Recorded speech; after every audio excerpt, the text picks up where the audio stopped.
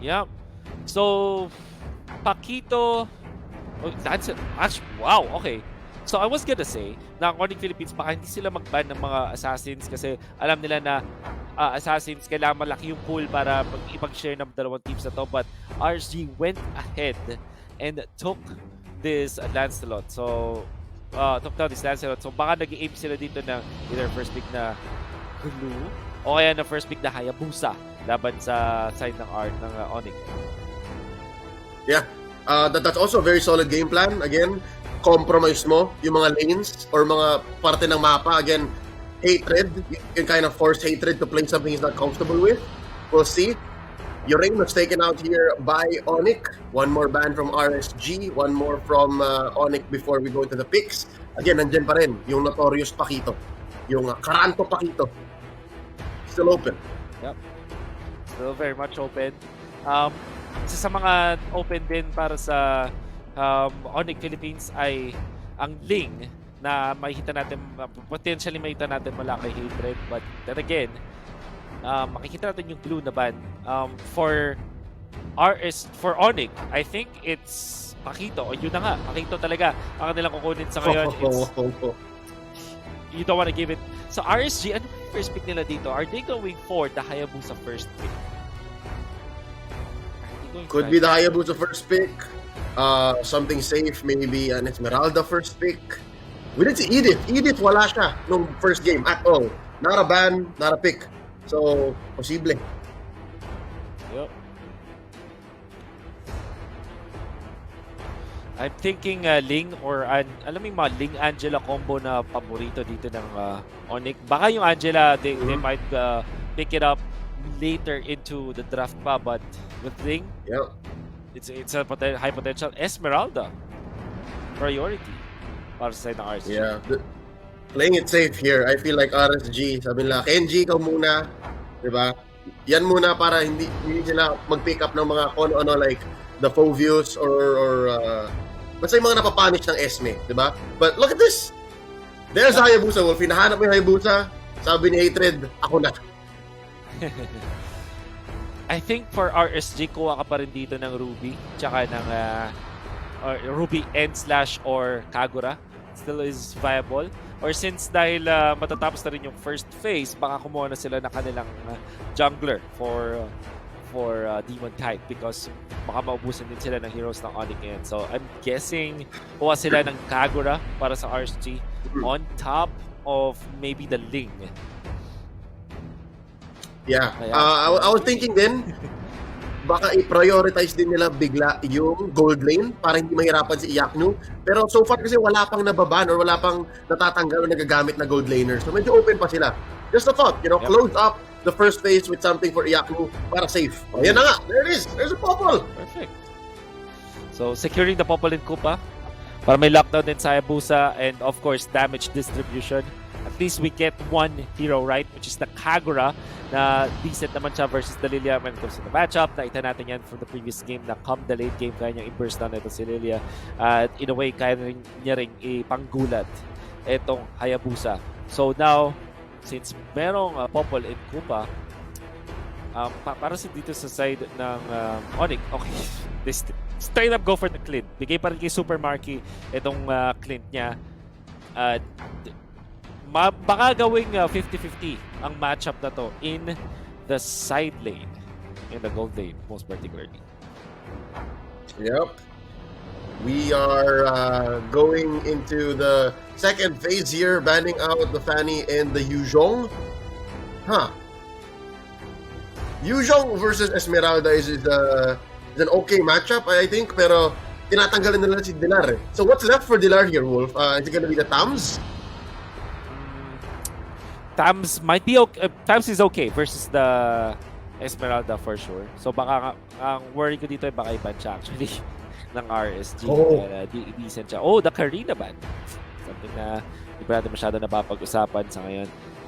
Oh, I'm thinking what about the Edith para sa Onic? Baka ikukunin nila yon since it's a flex. Pwede siyang XP lane, pwede siyang roam.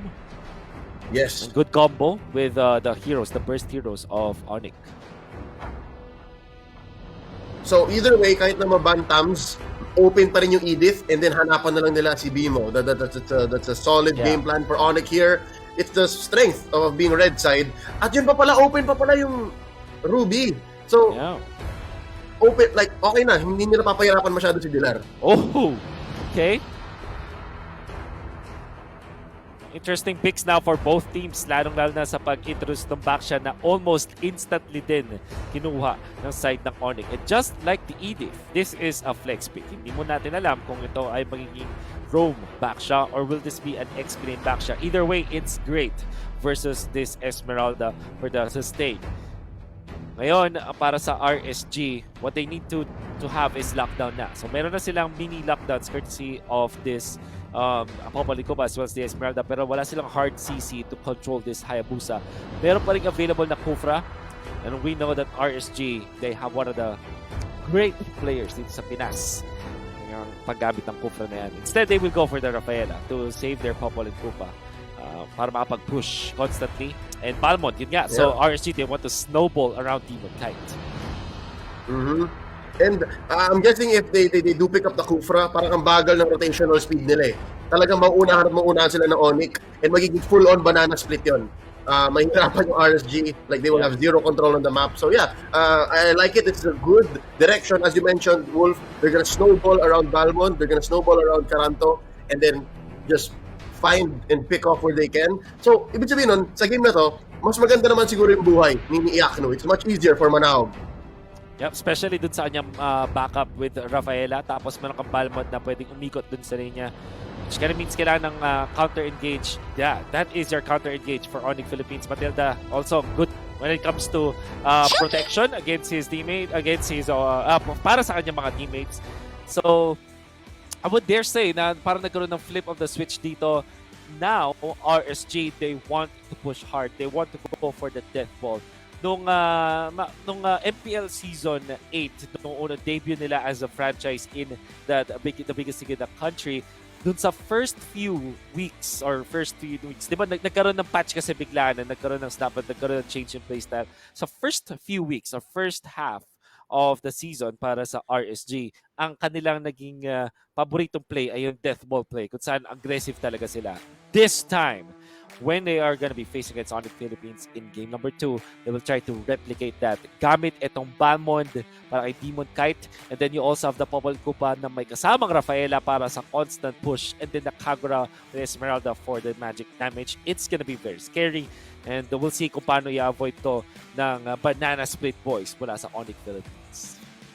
Yep, it's a return to form para sa RSGPH. Even if may bago rin silang players, medyo nag-iba yung kanilang roster and yung kanilang playstyle kind of. Like evolve, pero yung lineup, very, very reminiscent of what you just mentioned, Wolf.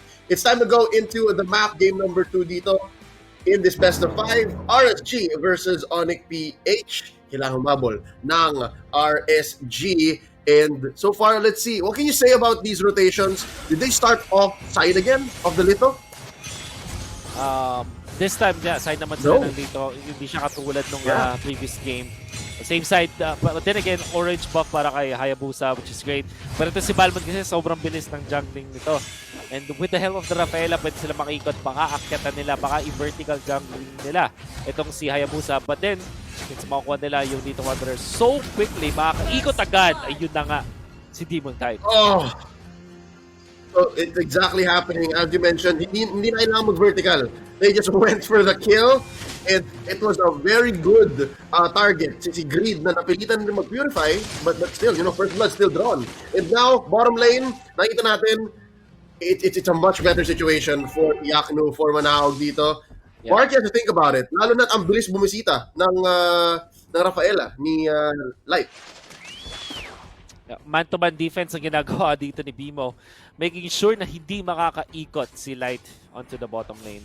This time it's gonna be up to Hatred to convert, pero dito si Demon Kite is level 4 at meron siyang retribution. Meron pang ulti. Oh! This is so difficult. Hatred, J-Lord Gonzalez without a purple at 1 minute 40 seconds.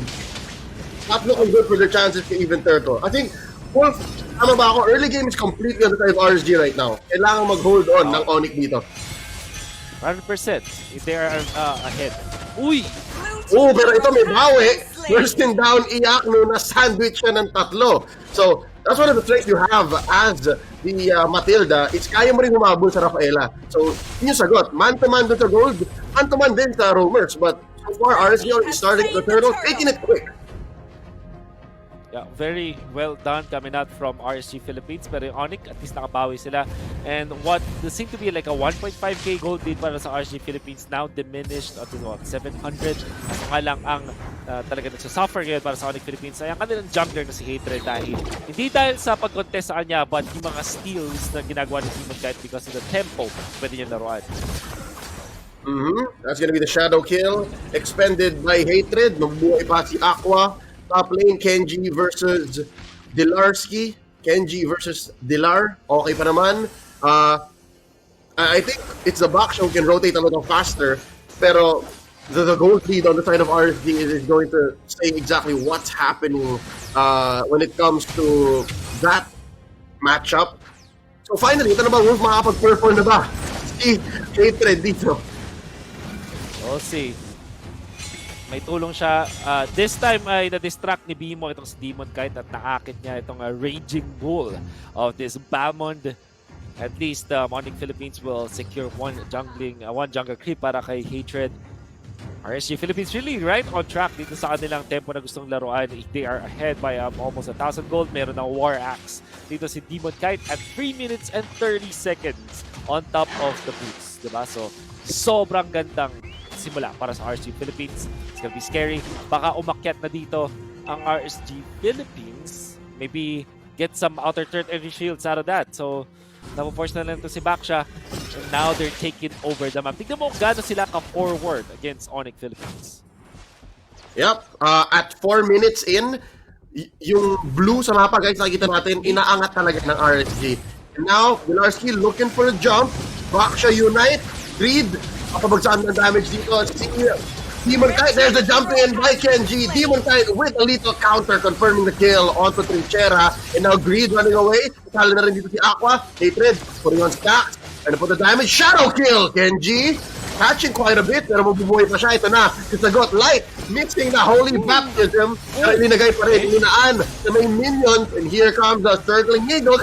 Bimo! Kulang ng firepower. Pero at least wala namatay side ng Onic.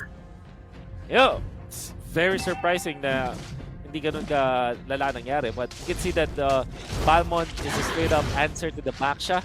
Kasi yung sustain na hinahanap mo sa Baksha, hindi niya magawa because of that ultimate lethal counter against that Baksha. But Onic Philippines surprisingly gets the turtle. After the trade, kasi parang napaspend yung RSG Philippines sa top lane at ngayon si Hatred is at level 7 only against the level 9 Balmond. So lamang na lamang pa rin RSG Philippines. Yep, they found a window and they traded that turtle for bottom lane tier 1. All the more, bibilis lalo ang pag-arangkada ni Yaknu. Circling Eagle by Bimo. Ang target dito ay si Light. And that's gonna be a bite down on the Greed. Beloy using the black shoes. Mabuhay pa siya. Alpha form now. We're angry. Right here on Yaknu. Light looking low. Pasok si Bimo. Putting down those wisps. And they will survive again. Fourth engage. Walang nangyari. Parang yung top lane fight kanina. Yep. And now, sabi ng Onic Philippines, let's try to push mid and bottom lane. Pero sabi ni Demon Knight, haha. What I'm trying to do now is to choke you out. Nakakuha na naman siya ng isang orange buff. While Iyak is gonna be pummeled sa bottom lane, hindi nga lang siya mapapatay. Onic Philippines might get the turret and they will. So may bawi na. And so far, Onic Philippines are recovering so well. They're hoping on this very, very small lead, or keeping that lead small rather, between them and RSG. So yung snowball ay bumagal na. Compared to the past 5 minutes, medyo Onic, nakakahanap na sila ng sagot. Hindi na ganun kabilis ang pag-snowball ng RSG ngayon.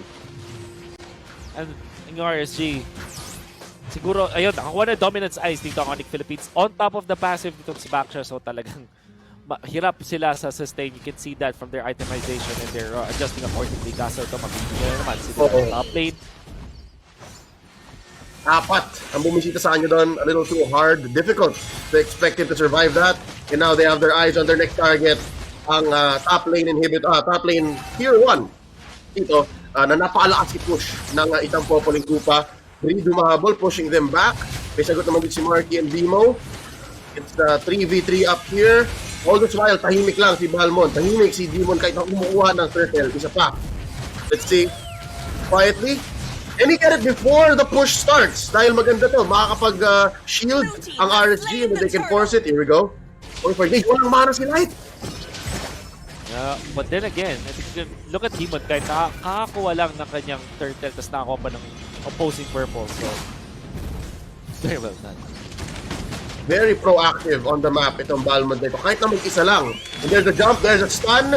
Yakno with the knock-up on the second skill of the Popoling Kupa. Trap onto Bimo. May pressure talagang nalagay Onic dito. But wait, they're about to collapse down onto mid. Hinahabol ngayon at si Reed Baloyski taking down. Lethal counter. Shadow kill by Hatred. Cannot finish off. Timon kahit yung baka mapunish ang pagkalalim ng Onic Philippines. Answer is no. They know exactly what they're doing. They're disciplined enough. Well, this time, iniwan tiyak mo sa taas. Ipupush niya na ang top lane. Oh! Tuloy pa rin ang laban! That's Super Marky! He's super down! Ang lakas pa rin talaga. Do not give this Kagura to Aqua. Ang hanap at hanap siya ng paraan. What a collapse! What a collapse indeed. And si Hatred being forced out, wala... Okay, so may heal coming out from Bimo. But then again, yung nakita natin doon, si Super Marky ay nag-recall ng hindi yata sila nakatago doon sa bush na yun. That's why Aqua found the opening at may damage civilian pa na na-cancel yung kanyang TP out. So RSG Philippines really getting so much. Complete opposite from the previous game kung saan ang Onic Philippines ang naunguna. This time sila naman ang nagdidikta ng tempo ng laban. And you can see the Demon Kite also escaping death dun sa may mid lane dahil saktong pagdating ng minions nung pag-ultimate doon. Hatred even gets one kill. Nakakuha sila push, almost taking down the third in the bottom lane. And they're really setting up the tempo right now. Yep, ito na lang ang kayang gawin ng Onic right now, you know. Let's set up these big fights na 5v4, okay na yun, 5v4.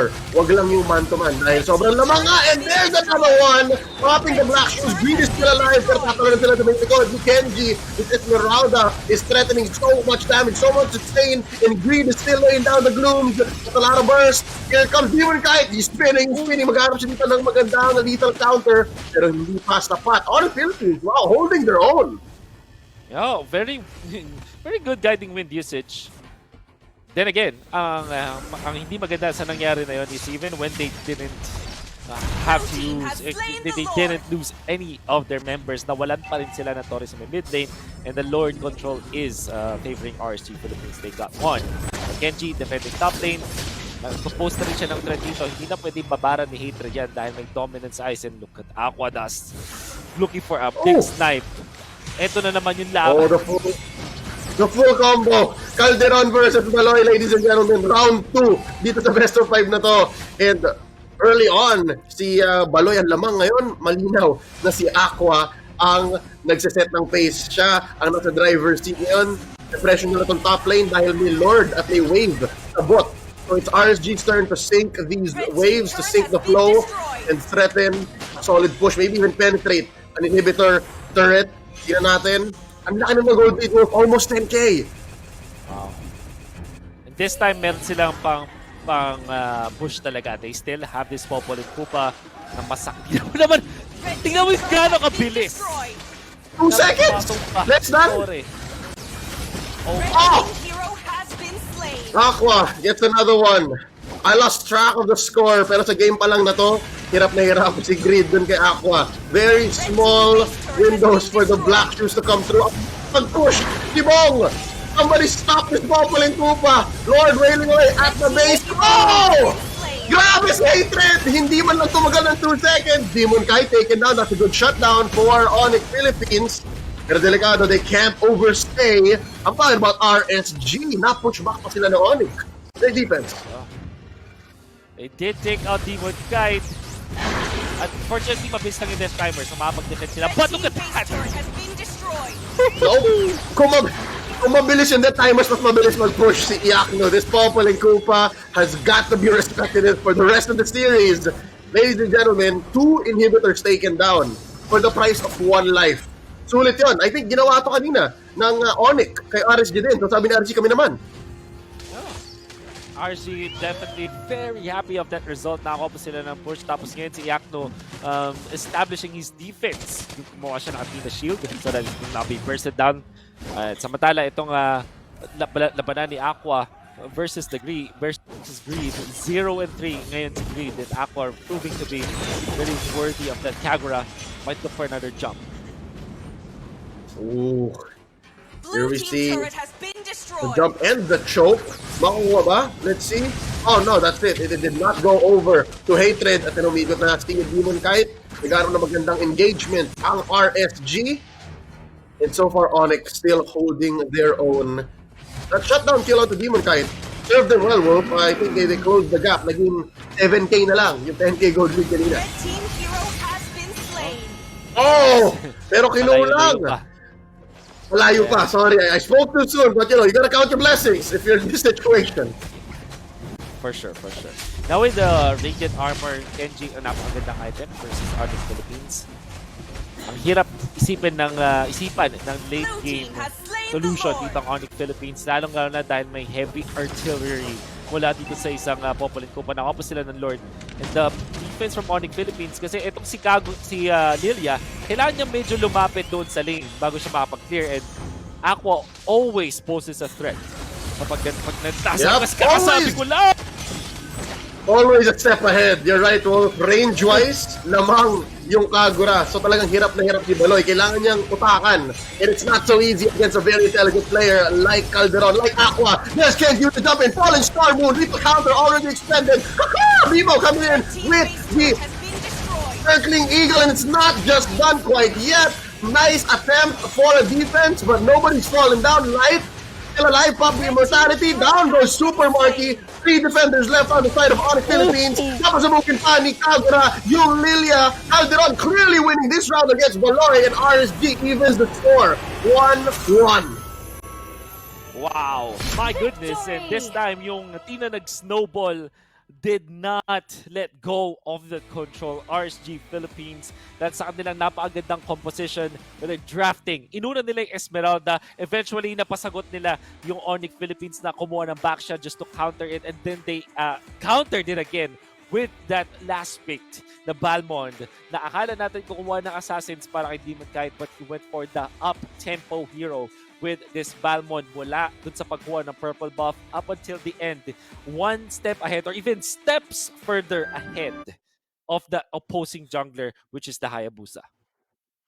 Wolf, talk to us about the execute on Dilarsky on Balmond. Bakit